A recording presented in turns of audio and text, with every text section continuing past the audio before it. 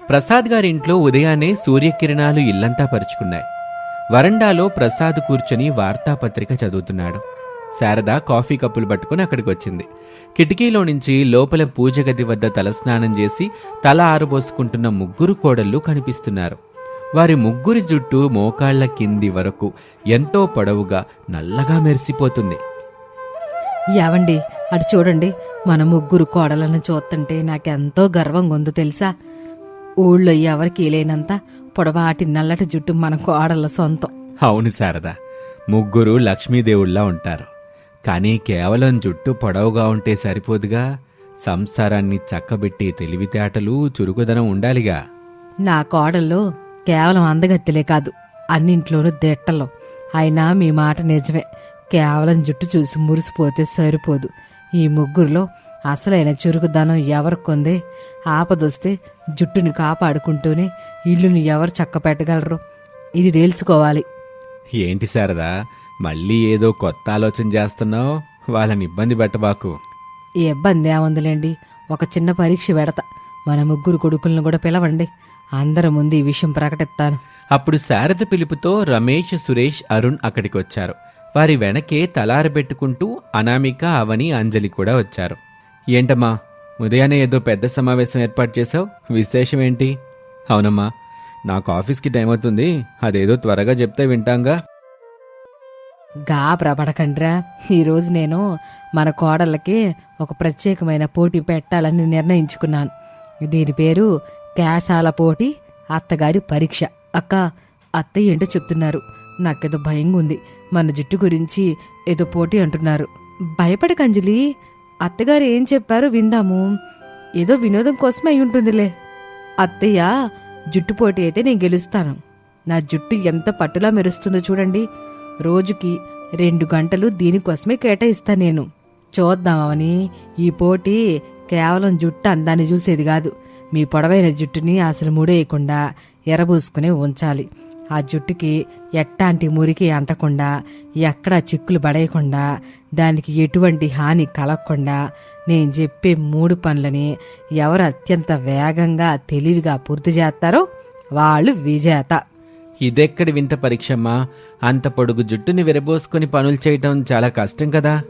చూసావా శారదా, నీ కొడుకే చెప్తున్నాడు, జుట్టెరబోసుకొని వంటింటి పనులు, ఇంటి పనులు చేయడం ప్రమాదం కూడా కావచ్చు. మావయ్య, పర్లేదులేండి, అత్తయ్య కోరికని కాదనిలేం కదా. మా తెలివితేటలని, చురుకుదనాన్ని నిరూపించుకోవటానికి ఇదొక మంచి అవకాశం. అత్తయ్య, మేము సిద్ధం. అదిగో అనామేక చెప్పినట్టేనండి, ఈ పోటీలో గెలిచిన కోడలకే నా దగ్గరున్న పచ్చల హారం బహుమతికి ఎత్తాను. మొదటి పరీక్ష ఈ రోజే ప్రారంభం. అలా ఉండగా మధ్యాహ్న సమయంలో పెరట్లో పాత వంటగది ఉంటుంది. అక్కడ బొగ్గుల పొయ్యి, కట్టెల పొయ్యి ఉన్నాయి. ఆ వంటగదంతా కాస్త నల్లటి బూడిద మసితో నిండి ఉంది.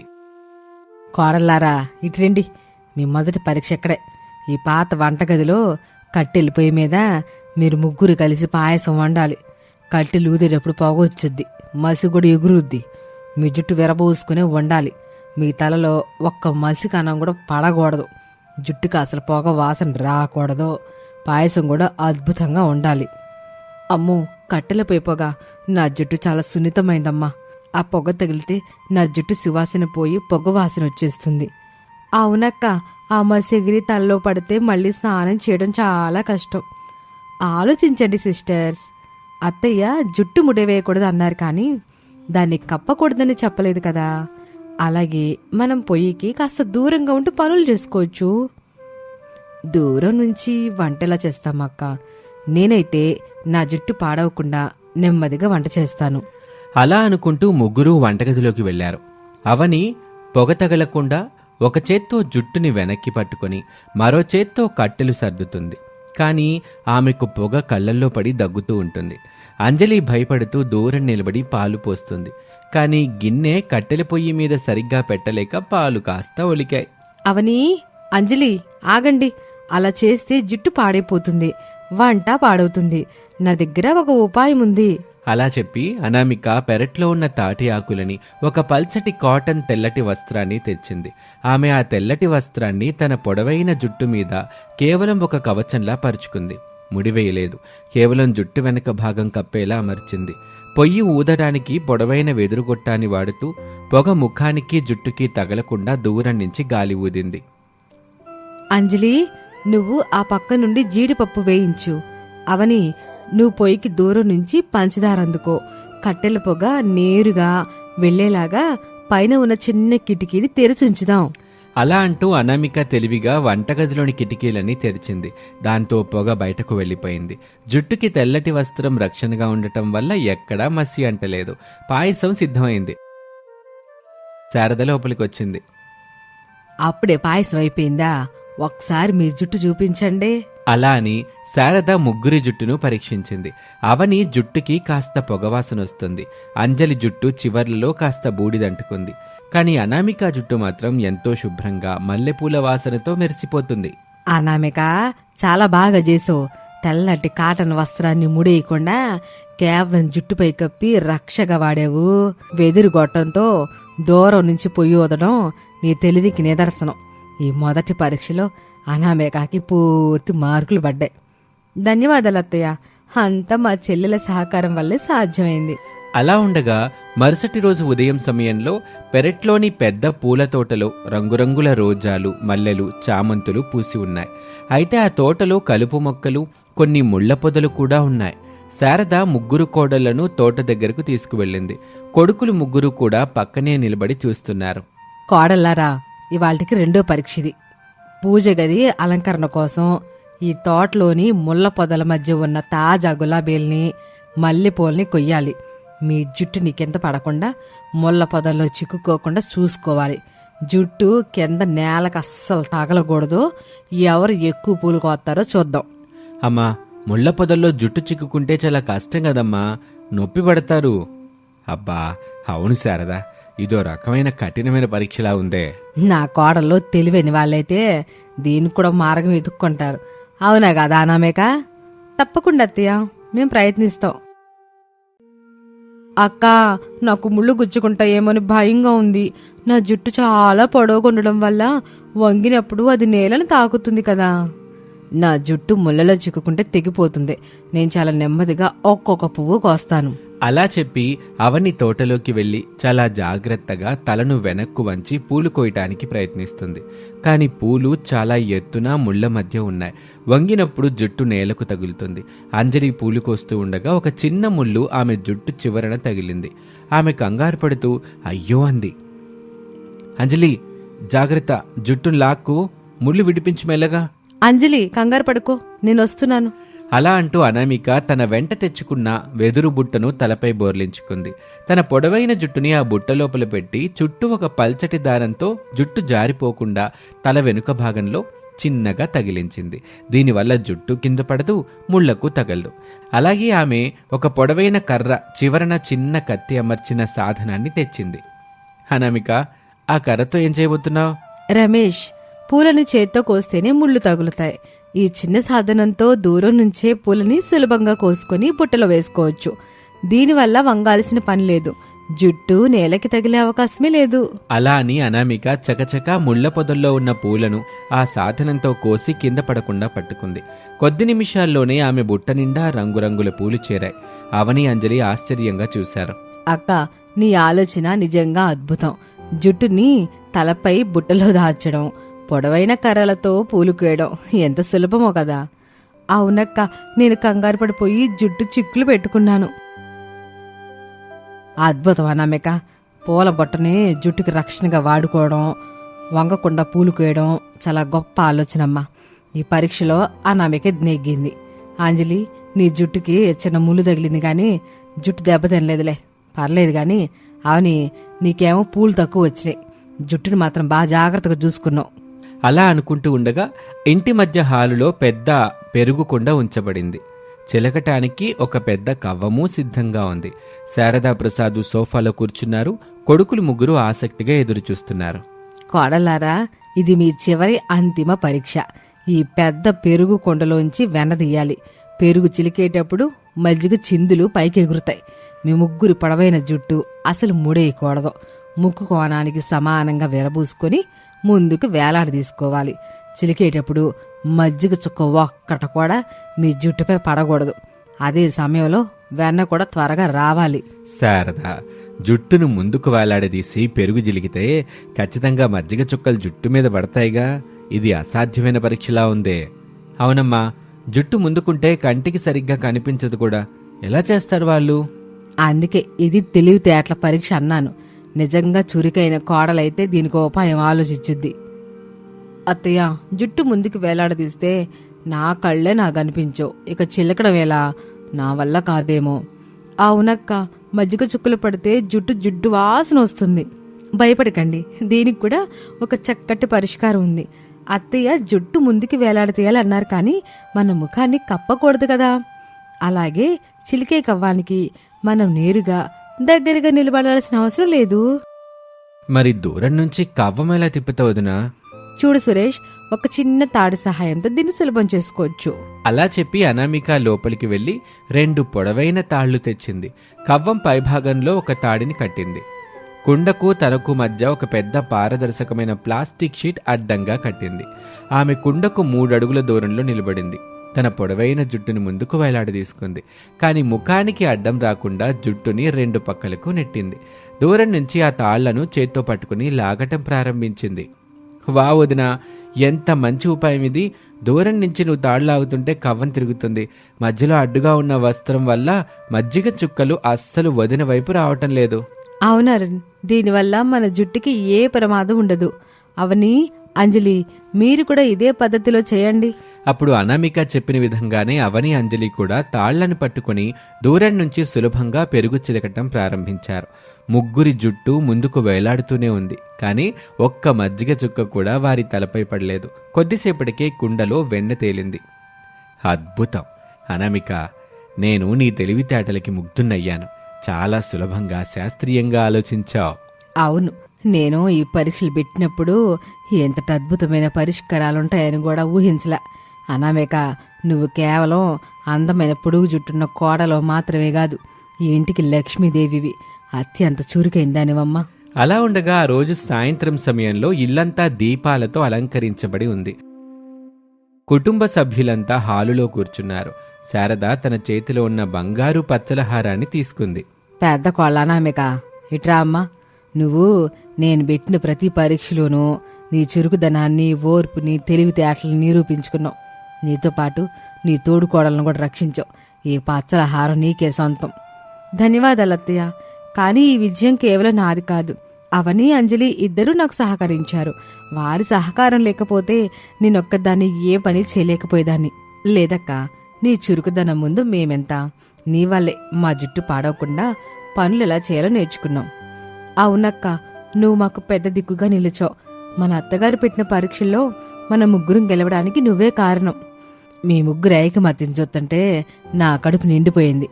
రమేష్, నీ భార్య అనామిక ఈ ఇంటికి నిజమైన మహాలక్ష్మి. సభాష్ అనామిక. అవునమ్మా, అనామిక సమయస్ఫూర్తి నాకెప్పుడూ గర్వకారణమే. చూశావా శారదా, నీ పరీక్షల వల్ల కోడళ్ల మధ్య ఎలాంటి ఈర్ష్యాద్వేషాలు రాకుండా మరింత ఐకమత్యం పెరిగింది. అందరూ ఎంతో సంతోషంగా ఉన్నారు. అవునండి, నా ముగ్గురు పొడుగు జుట్టు కోడల్లో కేవలం రూపంలోనే కాదు, గుణంలోనూ బుద్ధిలోనూ గొప్పవారని రుజువైంది. నా కోడళ్ళకి నేనే దిశ దియ్యాలేక. అలా అందరూ సంతోషంగా నవ్వారు. అనామిక అత్తగారి ఆశీస్సులు తీసుకుంది. ముగ్గురు కోడళ్ళు ఒకరినొకరు ఆలింగనం చేసుకున్నారు. ఆ ఇల్లంతా ఆనందహేళగా మారింది. ఇది వాల్టి కథ. మరొక ఆసక్తికర కథలో మళ్ళీ కలుద్దాం. అంతవరకు సెలవు, నమస్తే. రామపట్నం అనే ఒక అందమైన పల్లెటూరు ఉండేది. ఆ ఊళ్ళో అనామిక, ఆమె భర్త రమేష్ ఉండేవారు. అనామిక పల్లెటూరి వాతావరణంలో పెరిగినా చాలా చురుకైంది. ఎప్పుడూ ఏదో ఒకటి సాధించాలనే పట్టుదల ఉన్న అమ్మాయి. భర్త రమేష్ ఊళ్ళోనే వ్యవసాయం చూసుకుంటూ భార్య ఆలోచనలకి ఎప్పుడూ సపోర్ట్ చేస్తూ ఉండేవాడు. ఒకరోజు పక్క గ్రామంలో అనామిక వాళ్ల బంధువుల ఇంట్లో ఒక పెద్ద ఫంక్షన్ జరిగింది. ఆ ఫంక్షన్కి అనామిక, రమేష్ ఇద్దరూ కలిసి వెళ్లారు. అక్కడ సిటీ నుంచి వచ్చిన క్యాటరింగ్ వాళ్ళు రకరకాల కొత్త వంటకాలు వండారు. అందులో ముఖ్యంగా స్టాల్స్ దగ్గర చిన్నపిల్లల నుంచి ముసలి వాళ్ల వరకు అందరూ ఒక కౌంటర్ దగ్గర విపరీతంగా క్యూ కట్టి నిలబడ్డారు.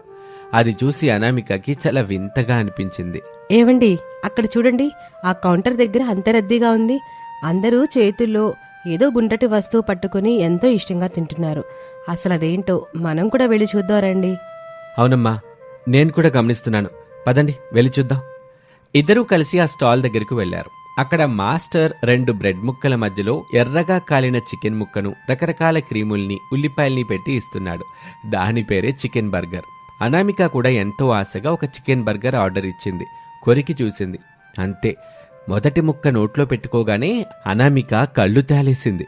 ఆ టేస్ట్ ఆమెకు విపరీతంగా నచ్చేసింది. అబ్బబ్బబ్బబ్బా, ఏవండి, ఈ చికెన్ బర్గర్ అమృతలాగా ఉందండి.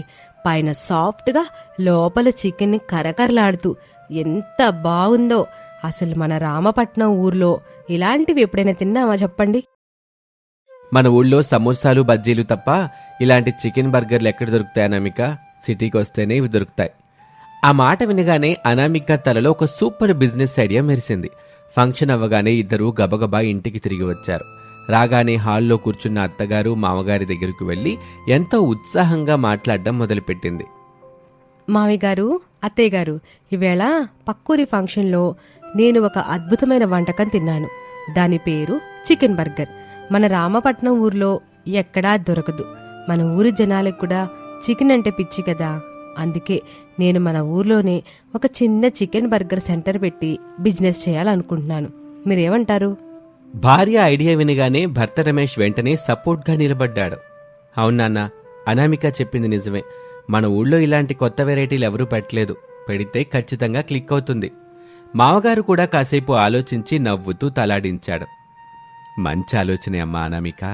పల్లెటూరి కోడలువైనా నీ ఆలోచన చాలా బాగుంది. ఊళ్ళో ఎప్పుడూ ఒకే రకమైన టిఫిన్లు తిని బోరు కొడుతుంది. నువ్వు కొత్తగా బిజినెస్ స్టార్ట్ చేస్తానంటే మాకేమీ అభ్యంతరం లేదమ్మా. హ్యాపీగా చేసుకో. అవునమ్మా, నీకు కావలసిన సాయం మేం కూడా చేస్తాం. నువ్వు ముందడిగి. ఇంట్లో అందరూ ఒకే ఒక్క మాటతో ఓకే అనేసరికి అనామిక ఆనందానికి అవధులు లేకుండా పోయాయి. అనామిక, భర్త రమేష్ ఇద్దరూ కలిసి రామపట్నం సెంటర్లో ఒక చిన్న రేకుల షెడ్డు అద్దెకు తీసుకుని దానికి రంగులు వేసి ఎంతో గ్రాండ్గా అనామిక చికెన్ బర్గర్ సెంటర్ అని బోర్డు పెట్టారు. ఊళ్ళో ఎప్పుడూ లేని కొత్త వంటకం కావటంతో ఓపెనింగ్ రోజు ఉదయమే ఊరి జనాలంతా ముసలి ముతక తేడా లేకుండా ఆ షాప్ ముందు గుంపులుగా చేరిపోయారు.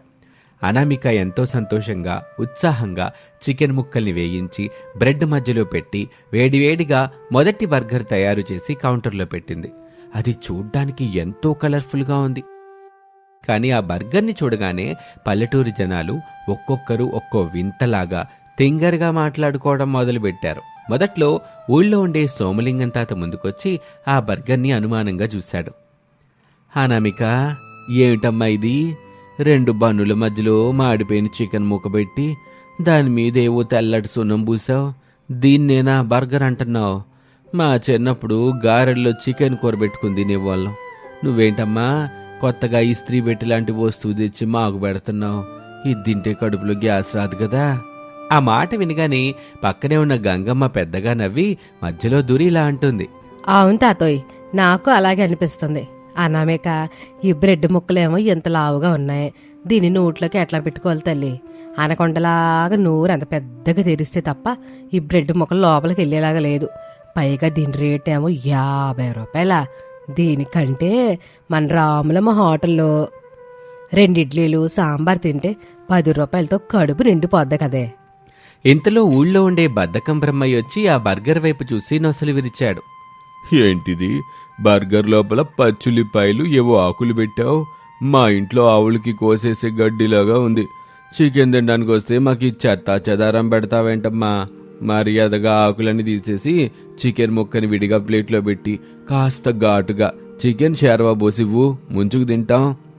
జనాలు ఒక్కొక్కరు ఆ బర్గర్ని చూసి, ఇది విదేశీ రోగం తెచ్చే తిండి, ఇది తింటే పళ్ళూడిపోతాయి, మాకు బర్గర్ వద్దు, బజ్జీలుంటే ఇవ్వు అంటూ ఏదేదో పిచ్చిగా వింతగా మాట్లాడుకుంటూ నవ్వుకుంటూ ₹1 కూడా బయట పెట్టకుండా అక్కడి నుంచి మెల్లగా జారుకున్నారు. సాయంత్రం అయ్యేసరికి ఒక్క బర్గర్ కూడా అమ్ముడుపోలేదు. ఊరి జనాలు చేసిన తింగరి కామెంట్లు, వాళ్ళన్న మాటలు గుర్తుకొచ్చి అనామికకి ఎక్కడా లేని బాధొచ్చింది. ఎంతో ఆశతో కష్టపడి పెట్టిన బిజినెస్ మొదటి రోజు ఇలా ఫ్లాప్ అయ్యేసరికి ఆమె కళ్ళల్లో నీళ్లు తిరిగాయి. బెంచ్ మీద కూర్చొని ఏడవటం మొదలుపెట్టింది. సరిగ్గా అప్పుడే మార్కెట్కి వెళ్ళొచ్చిన భర్త రమేష్, మామగారు ఇద్దరూ షాప్ దగ్గరికి వచ్చారు. అనామిక ఏడవటం చూసి రమేష్ కంగారు పడిపోయి ఆమె దగ్గరికి వచ్చాడు. అనామిక, ఏమైంది? ఎందుకు ఏడుస్తున్నావు? బిజినెస్ ఎలా సాగింది? ఏవండి, ఊరి జనాలు మన బర్గర్ని చూసి ఏదేదో మాట్లాడుతున్నారు. దీని మీద వేసిన క్రీమ్ని సున్నం అంటున్నారేంటో. లోపల పెట్టిన సలాడ్ ఆకుల్ని చూసి పశువులకు వేసే గడ్డి అంటున్నారు. ఒక్కరు కూడా కొనలేదండి. పైగా 50 రూపాయలు దండగా అంటూ ఎగతాళి చేసి మరీ వెళ్ళిపోయారు. నాకు చాలా బాధగా ఉందండి. మన బిజినెస్ నడవదేమోనని. అనామిక అంతలా బాధపడుతుంటే మామగారు ధైర్యం చెప్పారు. ఆ మొదటి రోజు ఎలాగోలా గడిచిపోయింది. మరుసటి రోజు ఉదయం అయ్యింది. కానీ అనామిక మాత్రం షాప్కి వెళ్లకుండా బెంగ పెట్టుకుని ఇంట్లోనే ఉండిపోయింది. అది చూసి మామగారు, భర్త రమేష్ ఆమె దగ్గరికి వచ్చారు. ఏంటనామిక, టైం అవుతుంది, షాప్ ఓపెన్ చేయడానికి వెళ్ళవా? ఇంట్లోనే కూర్చున్నావేంటి? లేదులేండి, నేను ఇకపై ఆ షాప్ ఓపెనే చేయను. మన ఊరి జనాలకేమో బర్గర్ అంటే ఏంటో తెలియదు. నన్ను చూసి ఎగతాళి చేస్తున్నారు. అంత కష్టపడి నేను వండితే గడ్డి అంటున్నారు, సున్నం అంటున్నారు. అవమానాన్ని భరించలేకపోతున్నానండి. ఆ షాప్ బంద్ చేసేద్దాం. అనామిక ఆ మాట అనటమే తడవుగా వంటింట్లో ఉన్న అత్తగారు కోపంతో గరిట పట్టుకుని హాల్లోకి అరుచుకుంటూ వచ్చింది. ఏటి, షాప్ ఓపెన్ చేయవా? ఎంత మాట అన్నావే. ఆ షాప్ అడ్వాన్స్ ఇచ్చేసాం. సామాన్ల కోసం ఇంట్లో ఉన్న డబ్బులన్నీ ఖర్చు పెట్టాం. ఇప్పుడు మొదటి రోజే ఎవడో ఏదో అన్నాడని షాప్ ఓపెన్ చేయనంటే ఎట్టాగా? ఆ పెట్టిన డబ్బులన్నీ ఏమైపోవాలి? ఇంత బాధ్యత లేకుండా మాట్లాడితే ఎట్టాగమ్మాయి? అత్తగారంత గట్టిగా అరిచేసరికి అనామిక మనసు ఇంకా గాయపడింది. ఏడి పాపుకోలేక కళ్ళు తుడుచుకుంటూ గబగబా లోపలి గదిలోకి వెళ్లి తలుపేసుకుంది. రమేష్ వెంటనే వాళ్ళ అమ్మ దగ్గరికి వెళ్ళాడు. అమ్మా, ఎందుకలా అరుస్తావు? తను ఆల్రెడీ బాధలో ఉంటే సర్ది చెప్పాల్సింది పోయి ఇంకా గట్టిగా అరుస్తావా? తనేం కావాలని నష్టపోలేదు కదా, కాస్త శాంతించమ్మా. అలా తల్లికి సర్ది చెప్పి మనసు కాస్త ప్రశాంతంగా ఉంటుందని రమేష్, వాళ్ళ నాన్న ఇద్దరూ కలిసి మెల్లగా ఊరి రచ్చబండ వైపు నడుచుకుంటూ బయటకు వెళ్లారు. ఇక సరిగ్గా అదే సమయానికి రచ్చబండ దగ్గర కూర్చుని ఉన్న సోమలింగం తాత, గంగమ్మ, బద్దకం బ్రహ్మయ్య ముగ్గురు అంతకు ముందు రోజు తిన్న బర్గర్ గురించే ఎంతో గొప్పగా మాట్లాడుకుంటున్నారు. వాళ్ళ మాటలు వినపడి రమేషు, రంగయ్య ఒక చెట్టు వెనక ఆగి వినటం మొదలుపెట్టారు. ఓసేయ్ గంగమ్మ, నిన్న మన శారద కోళ్ళ అనామిక ఏదో బర్గర్ అని ఇచ్చిందిగా, చూడ్డానికి వింతగా ఉన్నా రాత్రి ఇంటికెళ్ళి తింటే మాత్రం అబ్బబ్బో అమృతంలాగా ఉందే. ఆ బ్రెడ్ ముక్కలు, లోపలున్న చికెన్ ముక్క జ్యూసీగా ఎంత రుచిగా ఉందో. అవును తాతయ్య, నేను కూడా మొదట ఏదో అనుకున్నాను. కానీ రాత్రి తింటంటే అసలు వదలాలనిపించలేదు. సిటీ వాళ్ళు ఎందుకంత క్యూ కడతారో నిన్న ఆ బర్గర్ తిన్నాక నాకు తెలిసింది. మన ఊర్లో ఇలాంటి తిండి దొరకడం మన అదృష్టం. అవునవును, ఆ బర్గర్ లోపల ఉన్న ఆకులు, క్రీమ్ ముక్కలు అన్నీ కలిపి తింటుంటే ఆహా రుచే వేరబ్బా. ఇవాళ కూడా వెళ్ళి ఇంకో 2 బర్గర్లు కొనుక్కొని హాయిగా తినాలి. పదండి, షాప్కి వెళ్దాం. వాళ్ళ మాటలు వినగానే చెట్టు వెనుక ఉన్న రమేష్, వాళ్ళ నాన్న ఇద్దరి ముఖాల్లో ఒక్కసారిగా పెద్ద నవ్వొచ్చింది. ఊరి జనాలకి బర్గర్ టేస్ట్ బాగా నచ్చిందని, వాళ్ళు అనామికని గొప్పగా పొగుడుతున్నారని తెలిసి వాళ్ళు ఎంతో సంతోషపడ్డారు. ఇద్దరూ గబగబా పరిగెత్తుకుంటూ ఇంటికి తిరిగి వచ్చారు. రాగానే గది తలుపులు కొట్టి అనామికను బయటకు పిలిచారు. అనామిక, అనామిక, త్వరగా బయటికి రా, నీకొక సూపర్ గుడ్ న్యూస్. అనామిక మెల్లగా కళ్ళు తుడుచుకుంటూ బయటకు రాగానే మావగారు ఆనందంగా ఇలా చెప్పారు. అమ్మా అనామిక, నువ్వసలు బాధపడబాకమ్మా. ఇందాక ఊళ్ళో వాళ్ళంతా రచ్చబండ దగ్గర నీ బర్గర్ గురించి ఎంత గొప్పగా చెప్పుకుంటున్నారో తెలుసా? చూడ్డానికి ఎట్టా ఉన్నా తింటే మాత్రం అమృతంలాగా ఉందని లొట్టలేసుకొని మరీ పొగుడుతున్నారమ్మా. ఇప్పుడే వాళ్ళంతా నీ షాప్ కొద్దాం అనుకుంటున్నారు తల్లి. ఆ మాట వినగానే అనామిక కళ్ళలో ఆనందం వచ్చేసింది. అత్తగారు కూడా ఆ మాట విని సంతోషపడింది. మామగారు చెప్పిన మాటలతో అనామికకి కొండంత ధైర్యం వచ్చింది. కన్నీళ్లు తుడుచుకొని మొహానికి కాస్త పౌడర్ రాసుకొని ఈసారి రెట్టింపు ఉత్సాహంతో భర్త రమేష్ని తీసుకుని షాప్కి పరిగెత్తింది. అత్తగారు ఎంతో సంతోషంగా వెనకాలే వచ్చింది. అనామిక షాప్కి తాళం తీసి పొయ్యి వెలిగించి చికెన్ ముక్కలు పెనం మీద వేసిందో లేదో ఆ సువాసనకి ఊరి జనాలు ఒక్కసారిగా షాప్ మీద పడ్డారు. నిన్న వెక్కిరించిన వాళ్ళంతా ఈరోజు చేతుల్లో డబ్బులు పట్టుకుని క్యూ కట్టారు. అనామిక, త్వరగా ఆ బంగారం లాంటి బర్గర్ ఒకటి ఇవ్వు తల్లి. నిన్న రాత్రి తిన్నాక నా కడుపులో గ్యాస్ పోయి ఎంత హాయిగా ఉందో. ఆ తెల్లటి సున్నం లాంటి క్రీము కొంచెం ఎక్కువగానే పుయ్యమ్మా. అవునమ్మా అనామిక, నాకొక బర్గర్ కావాలి. నిన్న నోరు పెద్ద పెద్దగా తెరిచి తినడం కష్టంగా ఉందన్నాను కదా, ఈరోజు ఎట్టగైనా నోరు అంతకంటే పెద్దగా తెరిచైనా తినేస్తాను. తొందరగా ఇచ్చే అమ్మా. జనాలు ఒకరినొకరు నెట్టేసుకుంటూ బర్గర్ల కోసం ఎగబడ్డారు.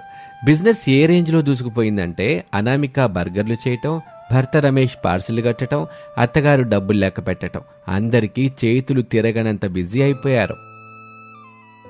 సరిగ్గా అప్పుడే క్లైమాక్స్ కామెడీ ట్విస్ట్ వచ్చింది. ఊర్లో ఎప్పుడు ఫ్రీగా తినాలని చూస్తే బద్దకం బ్రహ్మయ్య క్యూ లైన్ దాటుకుంటూ ముందుకొచ్చాడు. అనామిక, నిన్న నేను ఆకులు గడ్డి అని కామెంట్ చేశానుగా, అందుకు సారీ. ఈ రోజు నాకు ఆ ఆకులు, ఉల్లిపాయలు, చికెన్ అన్ని డబుల్ డోస్ వేసి ఒక పెద్ద సైజ్ బర్గర్ ఇవ్వు. కానీ ఒక చిన్న కండిషన్, రేటు 50 రూపాయలు వద్దు, 30 రూపాయలకి ఇవ్వు. ఎందుకంటే నిన్న నీకు ఫ్రీగా రివ్యూ ఇచ్చింది నేనే కదా. బ్రహ్మయ్య అలా అడగటం చూసి వెనకాలే ఉన్న అత్తగారు గట్టిగా నవ్వుకుని చేతిలో ఉన్న పెద్ద రోకలి బండని కౌంటర్ మీద పెట్టింది. యావయ్యా బ్రహ్మయ్య, నిన్నేమో నా కోళ్ళ చేసిన బర్గర్ని పోసూలు గడ్డన్నావు, ఇప్పుడేమో డబల్ డోస్ కావాలంటున్నావు. డిస్కౌంట్లు అడిగితే ఈ రోకల బండతో నీ తల మీద డిఫరెంట్గా బర్గర్ డిజైన్ వేస్తా, జాగ్రత్త. మర్యాదగా 50 రూపాయలు పెట్టి లైన్లోకి రా. అత్తగారు రోకలి బండ చూపించేసరికి బ్రహ్మయ్య భయంతో గబగబా జేబులో నుంచి 50 రూపాయల నోటు తీసి కౌంటర్లో పడేసి లైన్లో చివరి వరకు వెళ్ళిపోయాడు. అది చూసి ఊరి జనాలందరూ గోళ్ళున నవ్వారు. కేవలం కొద్ది రోజుల్లోనే అనామిక చికెన్ బర్గర్ రామపట్నం చుట్టుపక్కల 10 ఊళ్లలో ఫేమస్ అయిపోయింది. ఎంతో మంది సిటీ నుంచి కూడా కార్లేసుకుని ఆ పల్లెటూరి కోడలు చేసి బర్గర్ తినడానికి అక్కడికి రావటం మొదలుపెట్టారు. అనామిక ఒక సాధారణ పల్లెటూరి కోడలుగా స్టార్ట్ చేసి ఈరోజు ఊళ్ళోనే ఒక సక్సెస్ఫుల్ బిజినెస్ ఉమెన్గా మారి కాలర్ ఎగిరేసింది. కొత్తగా ఏదైనా చెయ్యాలనుకున్నప్పుడు మొదట్లో నలుగురు నవ్వి అవమానించొచ్చు, కానీ మన వంటకంలో రుచి, మన ప్రయత్నంలో నిజాయితీ ఉంటే ఆ నవ్విన నోళ్లే రేపు మనల్ని మెచ్చుకుంటూ చప్పట్లు కొడతాయి. ఇది వాళ్ళటి కథ. మరొక ఆసక్తికర కథలో మళ్ళీ కలుద్దాం. అంతవరకు సెలవు, నమస్తే.